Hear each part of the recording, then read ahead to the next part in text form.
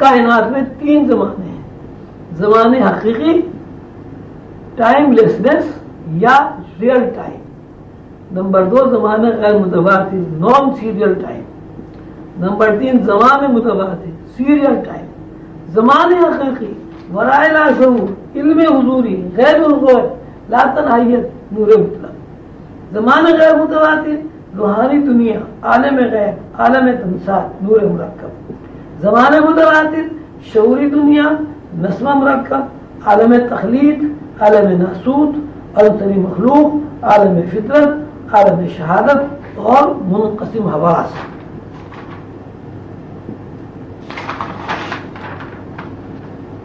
زمانے حقیقی میں کسی قسم کے خط و خال نہیں پائے جاتے، محض احساس یا ادراک پایا جاتا ہے.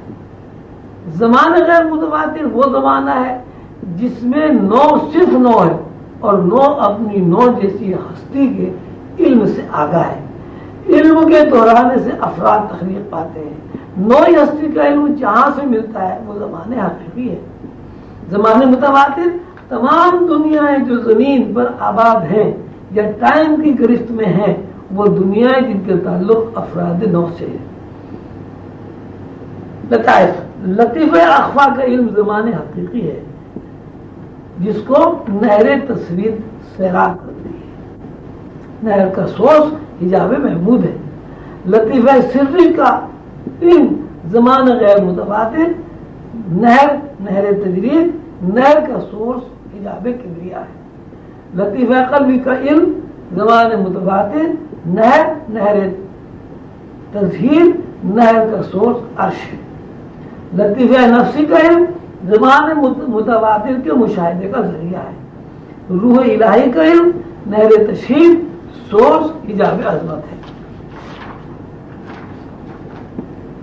انسانی زندگی کا تجزیہ کرنے کے بعد ہم جو قرآن کی علوم میں تفکر کرتے ہیں تو ہمیں یہ علم حاصل ہوتا ہے کہ انسانی زندگی اور پوری کائنات کی زندگی عالم فطرت اور عالم غیب کے ساتھ تسلسل سے قائم ہے.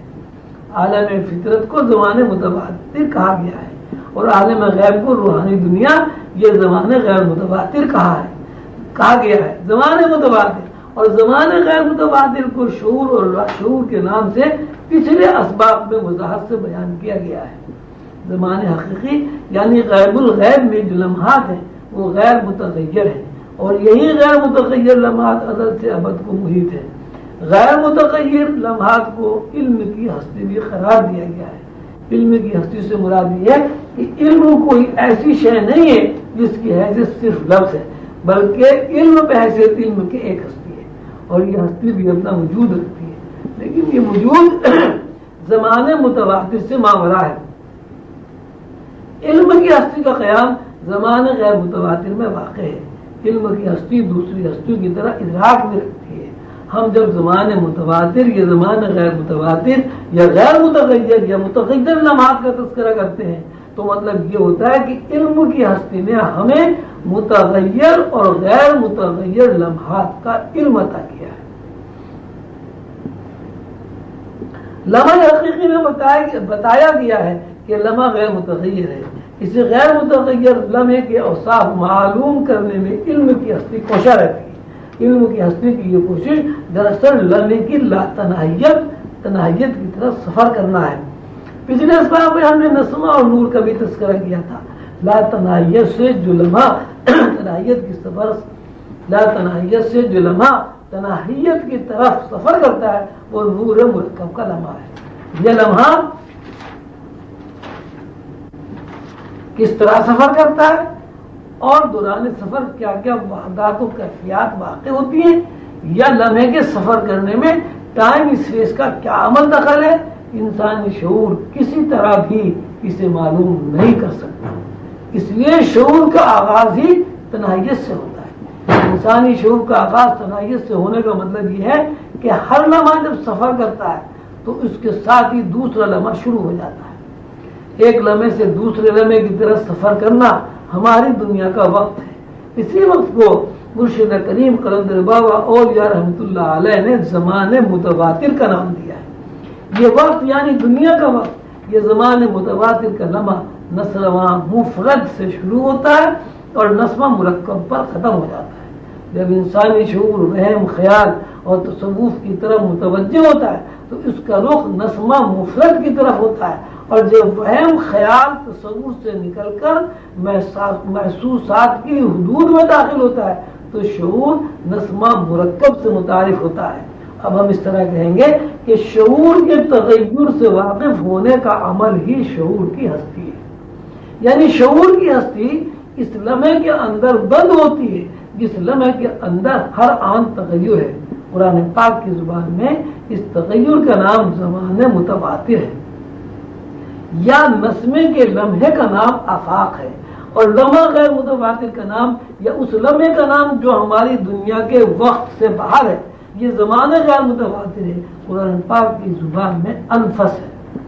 ہم جب نور کے لمحے کا تذکرہ کرتے ہیں تو دراصل انسان کی روح کا تذکرہ کرتے ہیں، اور جب ہم نسمے کا تذکرہ کرتے ہیں تو مراد انسانی ذہن سے ہوتی ہے۔ اس بات کو مثال سے سمجھیے۔ زید ایک فرد ہے۔ اگر سوال کیا جائے کہ زید کون ہے تو یہ کہا جائے گا کہ زید فلاں کا بیٹا ہے، فلاں کا بھائی ہے۔ زید عالم ہے، زید کی عمر 25 سال ہے، زید خوش اخلاق ہے، زید عقل مند ہے، نوجوان ہے، وجیح ہے، بردبار ہے۔ ان تمام باتوں کا مطلب یہ ہوا کہ ہم زید کی صفات کا تذکرہ کر رہے ہیں۔ زید بہت ساری صفات کا مجموعہ ہے، اور یہ تمام صفات زید کے اوصاف ہیں۔ مطلب یہ ہوا کہ ہم جس زید کا تذکرہ کر رہے ہیں وہ زید جو پٹھوں گوشت پوش سے مرکب ہے، ہم اس کا ذکر گوشت پوش ہڈیوں کی مناسبت سے نہیں کر رہے بلکہ صفات سے تذکرہ کر رہے ہیں۔ یعنی زید پٹھوں کا بنا ہوا نہیں ہے، یا زید کو پٹھوں کے تخلیقی عوامل سے ہم نہیں جانتے بلکہ زید کو اس کے اعمال کی مناسبت سے جانتے ہیں۔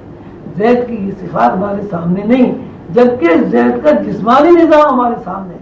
اب اگر ہم زید کی زندگی کا تجزیہ کریں تو یہ کہیں گے کہ زید ان صفات کی فلم ہے، ان صفات کی جس کا تذکرہ ابھی کیا گیا ہے۔ زید کی یہ صفات یا زید کی یہ زندگی دراصل اس کی ایک فلم ہے۔ اس فلم کا نام قلندر بابا اولیاء رحمۃ اللہ علیہ نے برائے شعور اور نور مرکب رکھا ہے۔ یعنی زید کی تمام صفات زمان غیر متواتر ہیں۔ زید کی ہستی غیر متواتر کو سمجھاتے ہوئے مرشد کریم ایک اور مثال دیتے ہوئے فرماتے ہیں کہ زید کو سورج کا خیال آیا۔ مطلب یہ ہوا کہ زید کے ذہن نے غیر شعوری طور پر سورج کے نظام کو احاطہ کر لیا۔ گویا زید کے اندر یا زید کے انر میں، یعنی زید کے لاشعور یا روح کے بالمقابل سورج کا مکمل نظام ایک تصویری شکل میں موجود ہو گیا۔ اس تصویری فلم میں سورج کے نظام کی تفصیلات زمانے غیر متواتر کا ایک لمحہ ہے۔ اب قانون یہ بنا کہ اگر لمحے کی تفصیلات یا زید سے متعلق اس کے اوصاف کی فلم اور فلم کے اندر آثار و احوال و حوادث کو لپیٹ دیا جائے تو یہ زید کی زندگی کا ایک لمحہ بنا۔ یہ لمحہ زمانے غیر متواتر کا لمحہ ہے۔ اللہ تعالیٰ کے قانون کے مطابق کائنات میں کوئی شے ایک رخ پر قائم نہیں ہے۔ کائنات میں موجود ہر شے دو رخوں سے مرکب ہے۔ اسی طرح لمحے کے دو رخ، یہ دو سطح ہیں۔ لمحے کی ایک سطح حواس کے بالمقابل واقع ہے جس کو عالم فطرت کہتے ہیں۔ ایسے بے شمار لمحات کا مجموعی نام زید ہے۔ یہ وہی زید ہے جس کو حواس دیکھتے، چھوتے اور جانتے ہیں۔ اب یوں کہیں گے کہ زید بے شمار لمحات یعنی عالم فطرت کی لپٹی ہوئی سربستہ فلم ہے۔ اسی سربستہ ٹھوس فلم کا نام زید ہے۔ بالفاظ دیگر زید زمانے متواتر کی یونٹ کا، زمانے متواتر کی حیات کا ایک عنوان ہے۔ اسی زمانے متواتر کی عنوان کی تفصیل زمانے متواتر کا وہ یونٹ ہے، وہ زندگی ہے جس کو زید کی ماہیت کہنا چاہیے۔ مرشد کریم فرماتے ہیں کہ ہم یہ کہہ سکتے ہیں غیر متواتر یونٹ زید کی ماہیت ہے۔ زمانے متواتر کی ماہیت غیر متواتر ہے۔ ماہیت سے